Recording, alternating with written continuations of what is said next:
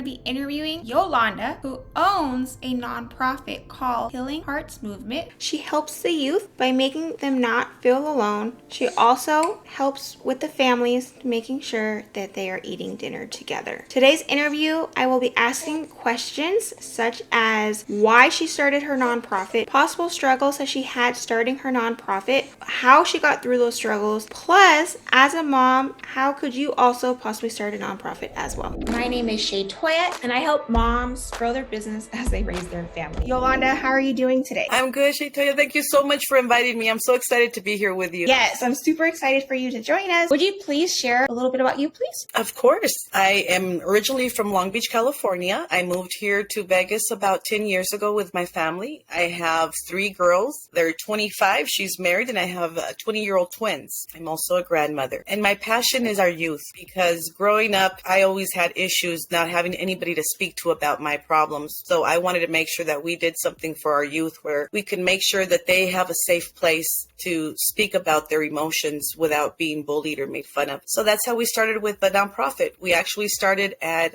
J.D. Smith, the middle school. We had some kids there, and right now what we're doing is we decided to just focus more on the family, not just the youth. So that's my passion, just helping people and making sure that they understand that agape love that's so important that needs to come back. I just love that, and I think that's super important, especially when it comes to our youth, that our youth knows that there's somebody out there that to help. Can you tell us a little bit more about Healing Hearts movement? How about I tell you a little bit about myself of why we started Healing Hearts? Can I do that? Of course. Okay, thank you. I was growing up, and I was about 14 years old when I started dating a gang member, and he was high up in the gangs. So he had gotten into some issues and got in jail at 17 years old. He was already locked up. I was the retaliation person at the gang that he affected. They came after me, and I got jumped and hurt very bad. By the time my boyfriend comes out of jail, he sees I'm on crutches, and he goes and shoots the gentleman that did that to me. So it became a retaliation. Long story short, my boyfriend gets killed, gets murdered by this gang. And as the girlfriend of the gang leader, it's my job to give the green light, the okay, for the gang to go and retaliate. And I couldn't do that because I did grow up in a God-fearing family, and it was just hard for me to give somebody the okay to hurt somebody else. For not doing that, the day that we were supposed to meet up and get that done, I did talk to my principal. We had a prayer at the school, but by the time prayer was over, the guys were gone. I go to the park where we're going to meet up, and I'm getting ready to let them know I can't give you the green light. But as I'm walking to them, I hear a car screeching, and I hear bullets, and they start shooting at the place where we're supposed to meet up. I hide in a trash can, and I'm hearing the bullets. When I don't hear any more bullets, I tip the trash can over, and I make eye contact with my friend that's bleeding through the neck. Instead of helping him, I got up and ran to the nearest home. That left something in me, Shay, that I felt guilt. All my life, I just felt like because of me for not saying, okay, go get retaliation, 7 of my friends passed away. 15 in total were shot, but 7 passed away. So it took a burden on me. Several times I tried committing suicide because I could not shake it off. Everybody, my friends were like, you could have said yes and it would have been avoided. So I had a lot of pressure on me. Well, growing up and understanding that this is something that a lot of teenagers go with and have these type of pressures. When I moved to Vegas, my daughter was going to J.D. Smith and informed me that there was a cutting club. So there were a whole bunch of young ladies that were cutting. That let me know, they're going through hard emotions. So one of the persons that was doing that was my daughter. So now it became personal. She lets me know there's more people. I go to J.D. Smith and we start helping the youth there. So what encouraged me to do that, or what gave me the strength to do that, was remembering how I felt when this happened to my boyfriend, because I felt so lost. So being able to share my story with the youth has let them open up their stories, and we've been able to heal. And I say heal together because the more I speak about my incidents in life, I notice that it feels better. I don't feel that pain in my heart anymore, because I know that our stories really are a roadmap to help others to be able to go through the situations that we once endured. Yolanda, thank you for sharing that personal story with us. Really appreciate it. Really, truly inspiration of why you got started with your Healing Hearts movement, which I think is super important, and you're helping a lot of people and the youth. And when you got started, what were you looking to achieve? What I'm looking to achieve are 3 things.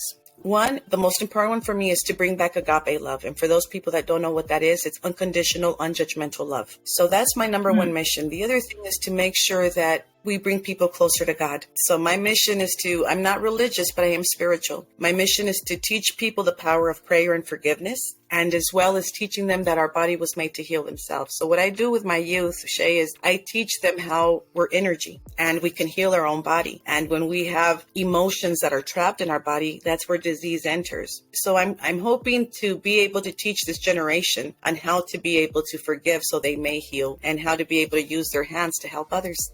I just love that. That's beautiful, Yolanda. Thank you. Yes. And I know we kind of talked about it at Cause Marketing Chamber of kind of like the challenges that you had. But can you kind of share with us the challenges that you've had since starting your nonprofit? Yes. Well, one of my biggest challenges is I have a seizure disorder, so I'm not at my healthiest like I wish I was. But these seizures come in different times, and because of them, I don't drive. But what I've noticed is it's been challenges, but it's also been blessings. I'll give you a little short story. I was with my youth. There was about 40 of us, and we were having lunch, and usually we just draw or help the kids with the homework. One of my youths got a phone call, and then I got a video, and the video was showing that there was another gang, the retaliated gang, that was urinating on the cemetery plot of one of our youths that just passed away. They were so angry that they were trying to get guns to go have retaliation. I took it upon myself to say, no, let's go to the plot, let's clean it up and just do a prayer. Well, I think I was so worried, I ended up having a seizure. And all that anger that these youth had turned into compassion. And these guys that are 17, 16 years old that were just cursing out of their mouth any which word that came out were crying, because they had never experienced seeing somebody go through that. So that's why I call it a curse and a blessing, because it completely changed the mood of everybody. They totally forgot about going out and wanting to hurt anybody. So what I'm trying to change or achieve to change is for compassion, people to have compassion again, our youth to be in tune with their heart, with their soul, so they may have that compassion.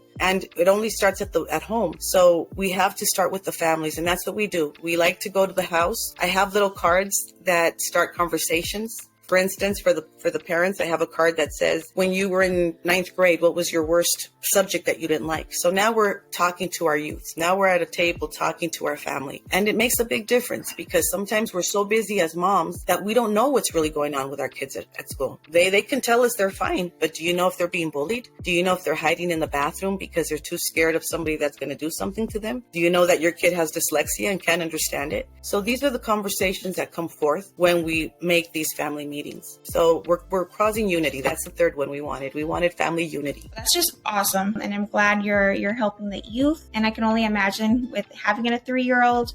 So I think it's something great that you are doing. So Yolanda, what are some of the steps that you took when it came to actually launching your nonprofit? Well, you know what's funny, Shay, is that I didn't even know what I was getting myself into. I just knew that I wanted to get inside the schools, and I wanted to talk to the youth, and I wanted to be able to find out what was going on with them. And when I was trying to go to the schools, one of the teachers said, Yoli, you should start a nonprofit, because that way you can come into the schools. I'm like, great, where do I go? What do I need to do? And we got the paperwork going. I met people that were like-minded and heart-mind. You know, the heart and mind was the same as my mission. And that's how we got started. I think that when you have passion and you can really understand what your purpose in life is, because that's the number one thing. When we understand what our purpose is, everything starts flowing. Like what you're doing. I mean, I commend you for this platform, because you're giving mothers an opportunity to be able to express themselves and not only have that title of a mother, but now you're a mompreneur. You're doing things, and we need that in this world, because nobody's giving credit to all the hard work that we moms have at home. Yolanda, what is one of the biggest goals you've reached since starting your nonprofit? That's a great question. I think the biggest goal that I've reached is 3 of my kids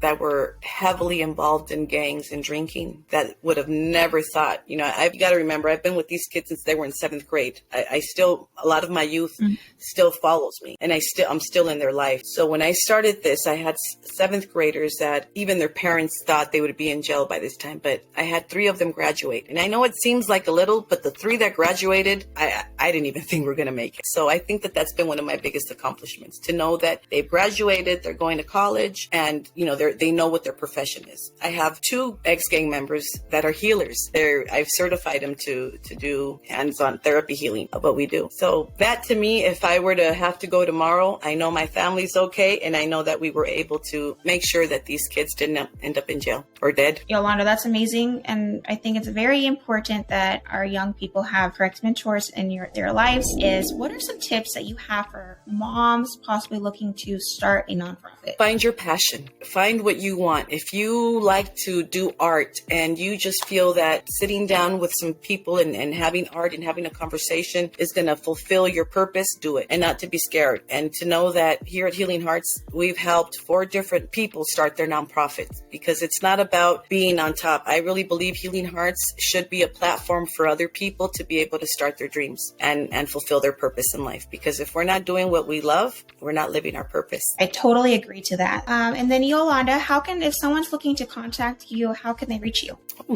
They can go to healingheartsmovement.org, and I'll repeat that, healingheartsmovement.org. It's not .com, it is .org. And we also have an office at 3690 Southeastern. And if you guys ever need somebody to talk to, you could also look us up at Facebook. We have Facebook and we have Instagram and TikTok. So we're all there at Healing Hearts Movement. Okay, awesome. And I'll be sure to add that to the description as well. And thank you, Yolanda, for joining us today. I truly have enjoyed hanging out with you and actually getting to know you a little bit more. My pleasure. Thank you for what you're doing, because honestly, it's awesome. I really love that you're doing this for the moms, and know that I believe by next month I'm going to have a little podcast, and I want to interview you because I need people to know what you're doing as well. Okay? Awesome. Looking forward to it. Be sure to subscribe to check out my next week's video, which I will be sharing with you my workflow when it comes to uploading YouTube videos.